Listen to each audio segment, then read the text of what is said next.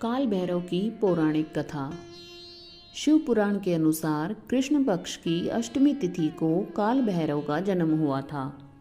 मान्यता है कि काल भैरव का व्रत रखने से उपासक की सभी मनोकामनाएं पूरी हो जाती हैं और साथ ही जादू टोना और तंत्र मंत्र का भय भी खत्म हो जाता है। ज्योतिष के अनुसार काल भैरव की पूजा करने से सभी नवग्रहों के दोष दूर हो जाते हैं और उनका अशुभ प्रभाव खत्म हो जाता है। अपने आप को श्रेष्ठ बताने के लिए अक्सर दूसरे को कमतर आंका जाने लगता है। अपनी श्रेष्ठता सिद्ध करने की यह लड़ाई आज से नहीं बल्कि युगों युगों से चली आ रही है। मनुष्य तो क्या, देवता तक इससे न बच सके। बहुत समय पहले की बात है। भगवान ब्रह्मा, विष्णु और महेश यानी त्रिदेवों के बीच इस बात को लेकर विवाद हो गया कि उनमें से कौन सर्वश्रेष्ठ है। विवाद को सुलझाने के लिए समस्त देवी देवताओं की सभा बुलाई गई। सभा ने काफी मंथन करने के पश्चात जो निष्कर्ष दिया उससे भगवान शिव और विष्णु तो सहमत हो गए, लेकिन ब्रह्मा जी संतुष्ट नहीं हुए। यहाँ तक कि भगवान शिव को अपमानित करने का भी प्रयास किया, जिससे भगवान शिव अत्यंत क्रोधित हो गए।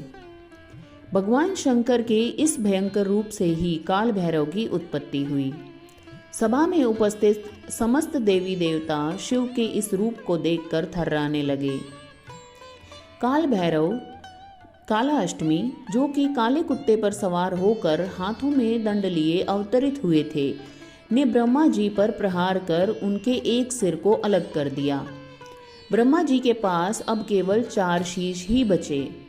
उन्होंने क्षमा मांगकर काल भैरव के कोप से स्वयं को बचाया। ब्रह्मा जी के माफी मांगने पर भगवान शिव पुनः अपने रूप में आ गए, लेकिन काल भैरव पर ब्रह्म हत्या का दोष चढ़ चुका था, जिससे मुक्ति के लिए वे कई वर्षों तक यत्र तत्र भटकते हुए वाराणसी में पहुंचे, जहां उन्हें इस पाप से मुक्ति मिली। कुछ कथाओं में श्रेष्ठता की लड़ाई केवल ब्रह्मा जी व भगवान विष्णु के बीच भी बताई जाती है।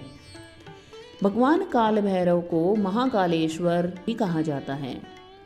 वाराणसी में दंड से मुक्ति मिलने के कारण इन्हें दंडपाणि भी कहा जाता है। अगर आपको यह जानकारी अच्छी लगी तो मेरे चैनल को सब्सक्राइब अवश्य कर लीजिए। धन्यवाद।